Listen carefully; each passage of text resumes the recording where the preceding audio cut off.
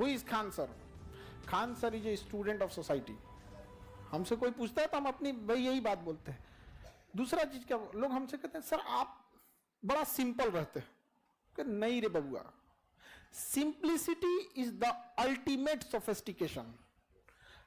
अंतिम, अगर आप मतलब आधुनिकता के चरम पर पहुंचना चाहते हैं, उसी को कहते हैं सिंप्लिसिटी। जितना सिंपल रहेंगे उतना परफेक्ट दिखेगा।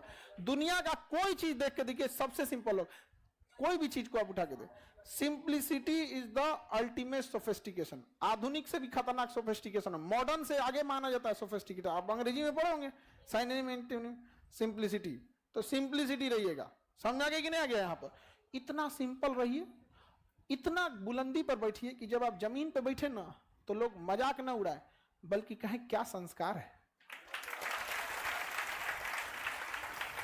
आज मोदी जी अगर जमीन पे बैठ जाएंगे तो लोग क्या कहेंगे? प्रधानमंत्री होके क्या संस्कार है, जमीन पे बैठ। एपीजे अब्दुल कलाम एक बार ना इस जमीन पे बैठ गए थे, स्टेज पे नीचे।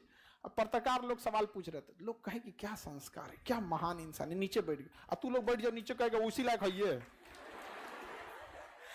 बस उतना काबिल बनिए लोग ना कि जब नीचे बैठना पड़े तो लोग हैसियत नहीं बल्कि कहें संस्कार क्या मिला।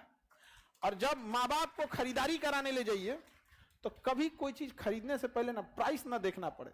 माँ बाप को पसंद आ गया पैक कर दो, उस लेवल तक जाना है। इतना ही पैसा रखो, ज्यादा नहीं आप, बस जितना है माँ बाप को, भले वो लोग दाम देख के आपको खिलौना खरीदवाए होंगे, सस्ता हवे दे दो।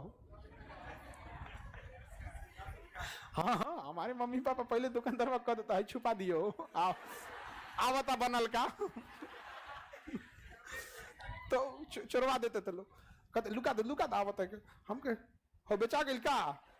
हाँ तो दोपहर में ना आए के चाहिए, बेचा गई शाम के आवत रहता। हाँ भैया लो जितने लड़कों के छोटे भाई बहन अभी पढ़ रहे हैं या कोई भी रिलेटिव में है, क्लास 7 से उसके ऊपर ध्यान देना चालू कीजिएगा।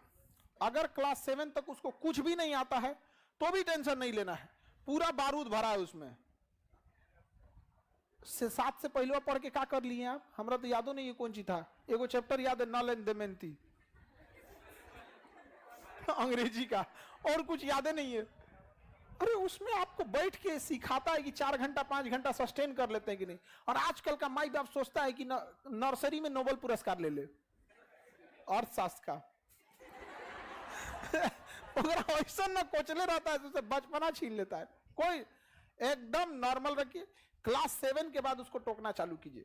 क्यों? क्योंकि अगर क्लास 7 पे नहीं सुधरा तो 8 में बिखर जाएगा, और 8 में किसी को भी सुधर जाना चाहिए। कक्षा 8 तक आपको हर हाल में सुधरना है, वरना 9th चौपट हो जाएगा। और जो 9th ऐसा है ना कि 9th चौपट हुआ तो 10 को चौपट करेगा।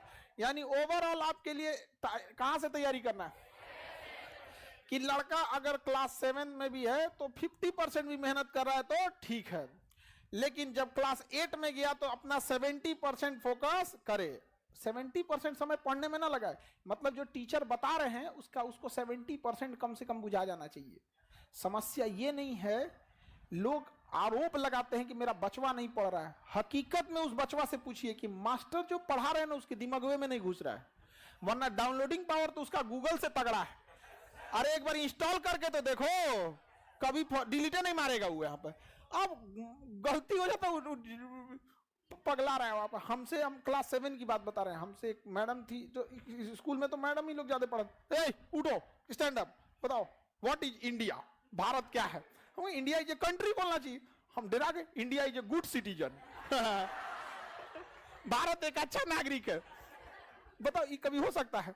हमें ये पता ही नहीं था कि सिटीजन मतलब क्या होता है। बस एक ही चीज का पता होता था कि इंडिया माने हमारा कंट्री, गुड माने बहुत अच्छा, इंडिया इज गुड सिटीजन। बस लाल डस्टर जो होता है ना मिटाने वाला, वो लकड़ी पीछा लगा होता, हाथवा उल्टा करके पढ़ता है तुम लोग, पढ़ता है तुम लोग यहाँ पे, हाँ? अब वही हम लोग बोलते पढ़ाती हैं आप लोग तो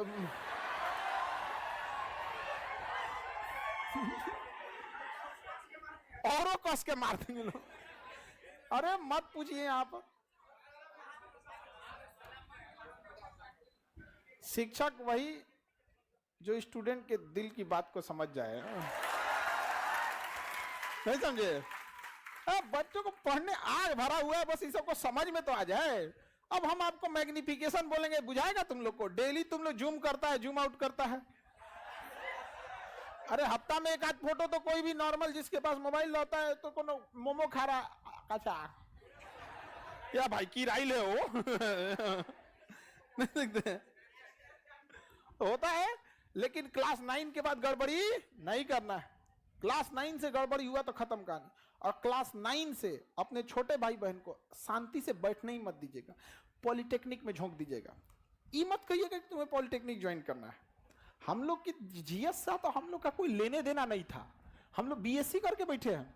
वो तो पिताजी की स्ट्रेटजी ऐसी थी ना कि हम लोग जब क्लास 8 पास किए तो कहें कि अब तुमको गांव छोड़ देना है, अब तुम सैनिक स्कूल की तैयारी करो।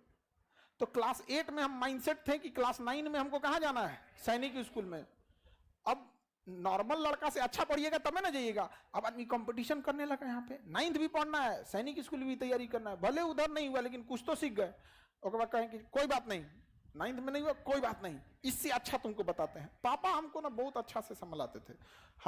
हम फेल होते थे ना तो हमको एक बात का डर खुशी होता था कि दुनिया डांटेगी लेकिन पापा टेंशन नहीं लेगा। पापा कहते तो जो फेल होके आएगा तो पार्टी देंगे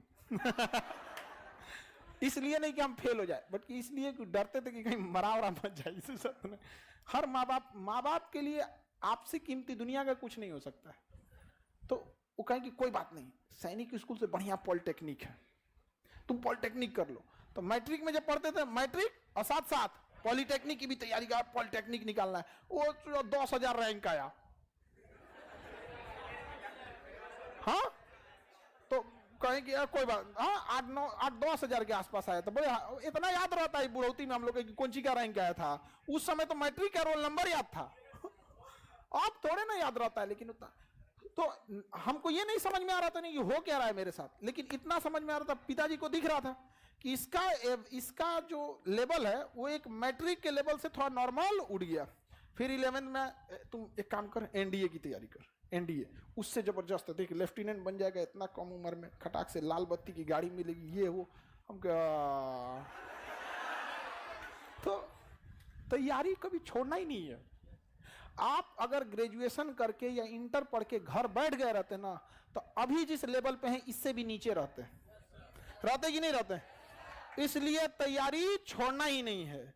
और हम लोग से कोई पूछता, हमसे एक आदमी पूछे कि सर आप अपना अभी के हिसाब से आप अपने आप को क्या समझते हैं?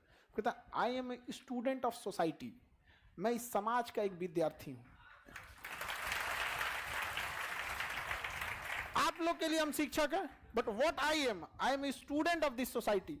ये समाज हमको डेली कुछ ना कुछ सिखाता है कि समाज इंतजार करता है कि आप कब गिरिए, हम गिद्ध की तरह नोचेंगे आपको। समझ में आ गया कि नहीं आएगा? हम हिंदुस्तान वाले अगर आगे ना भी बढ़े ना, शांति से टांग ना लड़ाए दूसरे के काम में ना, तो हिंदुस्तान में वो काबिलियत है 10 साल में इतना आगे निकल जाएगी कि अमेरिका, रूस, चाइना देखते रह जाएंगे। हम लोग परेशान किससे हैं? पैर खींचने वालों से, केकड़ा के बीच में नहीं, केकड़ा खींचते परेशान है हम लोग यहाँ पर। आप असफल होंगे, आपका परिवार से ज्यादा पड़ोसी वाला रह गए, बार बार पूछते रहता है। इसलिए टेंशन नहीं लेना है, टेंशन फ्री पढ़ना है। समझ में आ गया कि नहीं आ गया? यहाँ पर हर समय या तो आपको सफलता मिलेगी या तो अनुभव मिलेगा, एक्सपीरियंस या सक्सेस। और हमेशा याद रखिएगा, experience beats the knowledge. Experience हमेशा ना नॉलेज को पीछे कर दे। आईआईटी के इंजीनियर को बुला के लाइए, मिस्त्री को बुला के लाइए, खुलवाइए पंखवा, दाएं दाएं मार देगा, यहाँ टेस्टर लगाएगा, यहाँ पत्ती टेढ़ हो गया है, हवा नहीं दे रहा है अपन साइन थीटा कॉस थीटा करते रह जाएंगे। तो आपके पास क्या मिलेगा? एक्सपीरियंस।